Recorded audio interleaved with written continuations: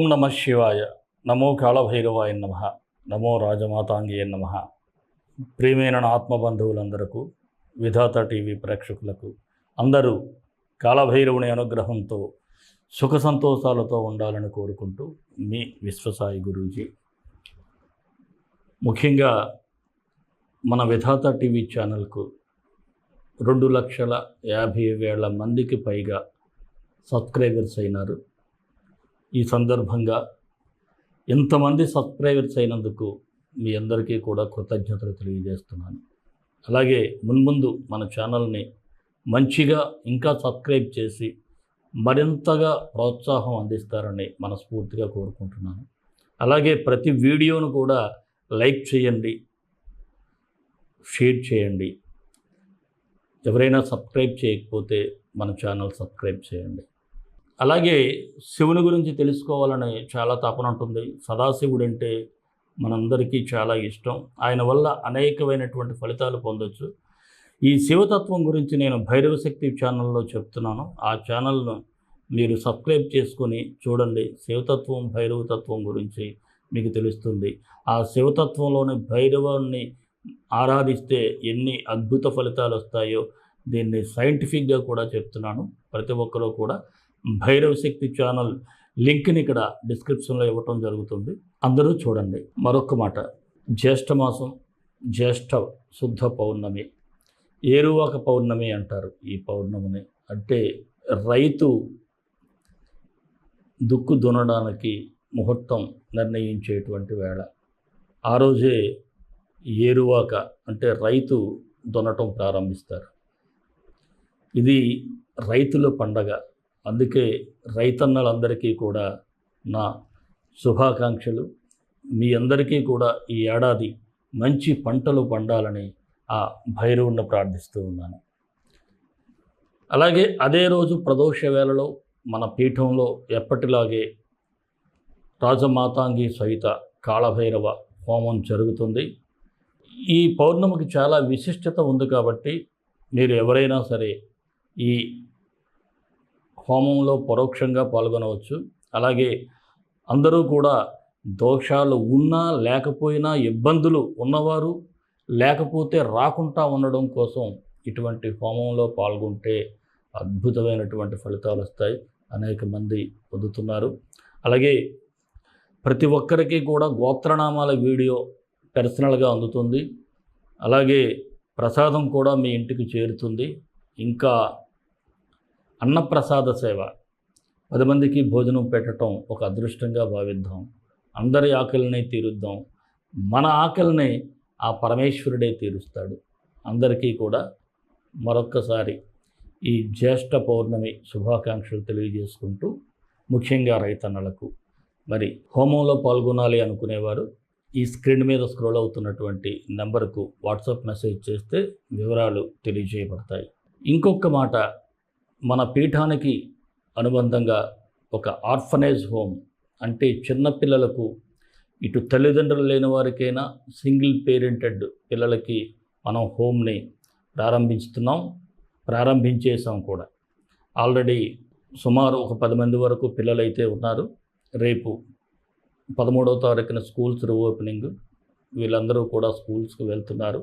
ఇది ఎక్కడుంది ఈ ఆశ్రమం అంటే విశాఖపట్నంలో ఉంది. అది గ్రహించి ఎవరైనా పిల్లలు ఉన్నట్లయితే మేము చేర్చుకుంటాం, మీరు పంపించండి. అయితే మన హోమ్కి సంబంధించి ఒక డీటెయిల్డ్ వీడియో సపరేట్గా చేస్తాను. ప్రతిదీ ఇందులోనే చెప్తూ ఉంటే ఈ రాశిఫలాలు బాగా లేట్ అవటం, కొంతమంది ఇబ్బంది పడటం కూడా జరుగుతుంది. నేనైతే మరొక వీడియో చేస్తాను. నిజంగా ప్రేమ, దయ, సానుభూతి ఉన్నవాళ్ళు ఆ వీడియో చూడండి. తప్పకుండా చూసి మీరు స్పందిస్తారని ఆశిస్తాను. మరి వీడియోలోకి వెళ్ళిపోదాం. మకర రాశి జూన్ 16 నుంచి 30 వరకు ఈ మకర రాశి వారికి ఎలా ఉండబోతుందో ఒకసారి పరిశీలిద్దాం. మీకు ఓపిక అనేది చాలా గొప్ప వరంగానే చెప్పాలి. ఎందుకో తెలియని పేషెన్స్ అనేది మీకు వచ్చేస్తూ ఉంది. ఆ ఓర్పు వహిస్తే అంతా మంచి జరుగుతుందనేటువంటి ఆలోచన కూడా రావటం ఉందే, అది చాలా గొప్ప విషయంగానే మనం చెప్పుకోవాలి. అలాగే కాస్త మీతో మైండ్ గేమ్ ఆడి మీ మాటలను వక్రీకరించి చెప్పేవాళ్ళు కూడా ఉంటారు. వారి ఆటలకు, వారి యొక్క మీ మీద నెగిటివ్ ప్రచారానికి కూడా చరమగీతం పాడుతారు. గట్టిగానే మీరు సమాధానం చెప్తారు. అలాగే మీ ప్రయత్నం అయితే వృధా కాదు. ఎందుకంటే సూర్యగ్రహ సంచారం మీకు అనుకూలంగానే ఉంది. సంపాదనలో కూడా ఎదుగుదల ఉండాలనేటువంటి ఆలోచనలో కాస్త మార్పులకు శ్రీకారం అయితే చుడతారు. అలాగే ఆవేశంలో డెసిషన్స్ అనేది తీసుకోవద్దు. ఆవేశంలో నిర్ణయాలు తీసుకుంటే తర్వాత చాలా ఇబ్బందులు పడతారు. అందుకే నిదానంగా ఆలోచించండి, మంచి నిర్ణయాలు అయితే మీకు వస్తాయి. విందు వినోద కార్యక్రమాల్లో పాల్గొంటారు. అయితే కాస్త ఏదైనా దురలవాట్లు ఉన్నవారైతే జాగ్రత్తగా ఉండండి. ఇతరుల ప్రెజర్ వల్ల కాస్త ఎక్కువగా డోసులో మందు కానీ లేకపోతే ఏదైనా సరే తీసుకున్నట్లయితే మంచిది కాదు. జూదం ఇలాంటివన్నీ జోలికి వెళ్ళకండి, డబ్బు పోగొట్టుకుంటారు. అలాగే గృహం లేదా వాహనం మార్పులు చేయాలి అనుకునే వారికి సానుకూలంగా ఉన్నాయి. అద్దెంట్లో ఉన్నవారు కూడా మారాలి అనుకుంటారు. మీకు ఏదైనా కొత్త మంచి ఇల్లే దొరుకుతుంది.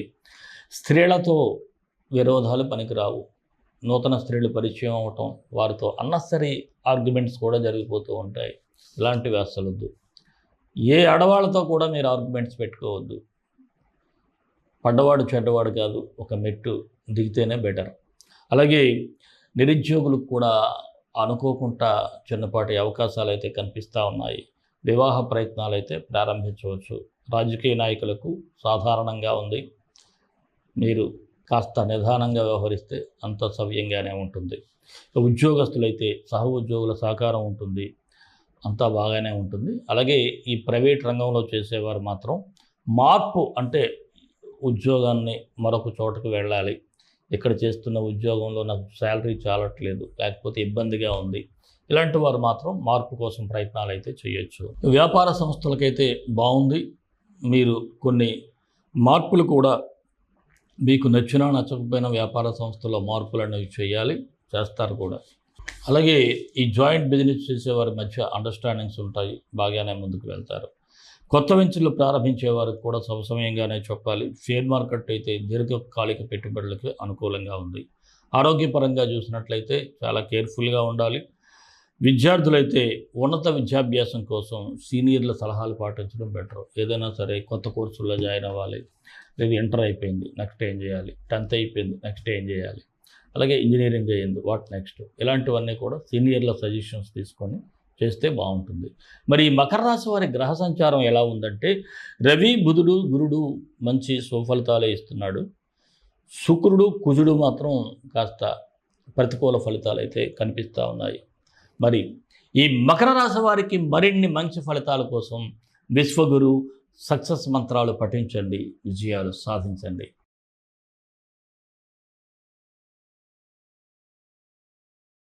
ఈ మకర రాశి వారు ఏ గ్రహాలకు మంత్రాలు చదవాలి అంటే కుజగ్రహం, శుక్రగ్రహం, ఈ ఇద్దరికి మంత్రాలు చదివి పరిహారం చేసుకుంటే మనకి ఏదైతే నెగిటివ్ ఇన్ఫెక్ట్స్ ఉన్నాయో అవన్నీ తగ్గుముఖం బట్టి మంచి ఫలితాలు అయితే వస్తాయి.